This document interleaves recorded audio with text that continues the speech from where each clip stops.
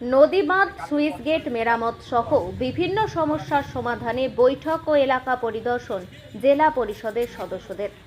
জানা গেছে, বর্ষার কারণে আরামবাগ মহকুমার অনেক জায়গায় নদী বাঁধ দুর্বল হয়ে পড়েছে, সাথে বেশ কয়েকটি সুইচ গেট খারাপ হয়ে রয়েছে।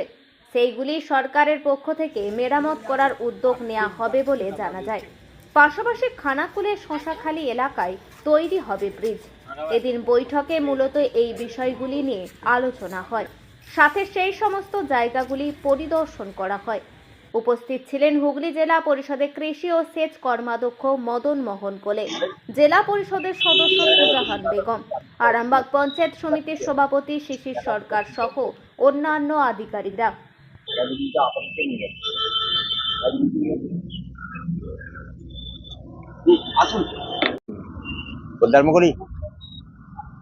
আজকে আমরা জেলা পরিষদের পক্ষ থেকে একটা ভিজিট দিলাম যে বর্ষাকালীন সময়ে গতকাল থেকেই মুষলধারে প্রায় বৃষ্টি হচ্ছে।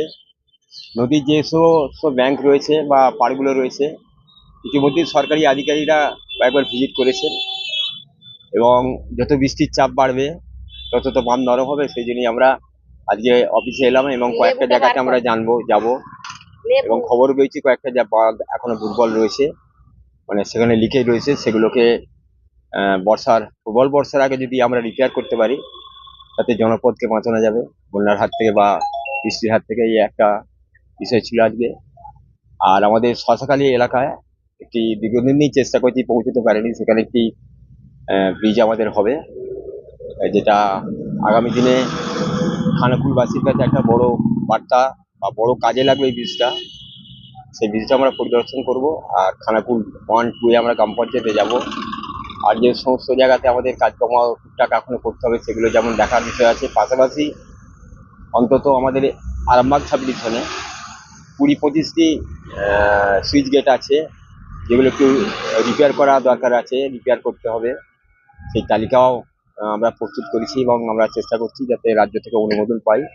আগামী দিনে এই গেটগুলো যদি আমরা সুইচ গেটগুলো রিপেয়ার করে ফেলতে পারি তাহলে অনেকটা যেমন চাষের কাজে সুবিধা হবে, অতিরিক্ত জল জমিতে ঢুকবে না, পাশাপাশি সেই জলটা নদীর মাধ্যমে বা ক্যানেলের মাধ্যমে নিচের দিকে নেমে যাবে।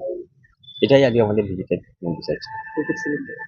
আজকে আমাদের ইঞ্জিনিয়ার সাহেব ছিলেন, দীনবন্ধুবাবু ছিলেন, সাব ডিভিশনাল অফিসার তিনি আমাদের সেই দপ্তরে, আমাদের আরামবাগ পঞ্চায়েত সমিতির সভাপতি শিশির কুমার সরকার তিনি উপস্থিত ছিলেন এবং সুজাহান বেগম তিনি হুগলি জেলা পরিষদের মেম্বার, তিনি আজকে এই আমাদের পরিদর্শনে উপস্থিত ছিলেন। কাউন্সিলর এবং কাউন্সিলর আমাদের 15 নম্বরের কাউন্সিলর সঞ্জয় দাস তিনি উপস্থিত ছিলেন, কারণ তার একটি নিজস্ব এলাকাতে দ্বারকেশ্বর নদীর উপরেতে একটা লিকেজ দেখা গেছে। উনি কাউন্সিলর হিসেবে ছুটে এসেছেন, আমি এসে শুনে যে আমার কাছে যদি অন্তত কথাটা বলতে পারেন তাহলে আগামী দিনে ওই কাজটা আমরা করে ফেলতে পারবো, আর চেষ্টা করবো আমার কাজটা করার জন্য।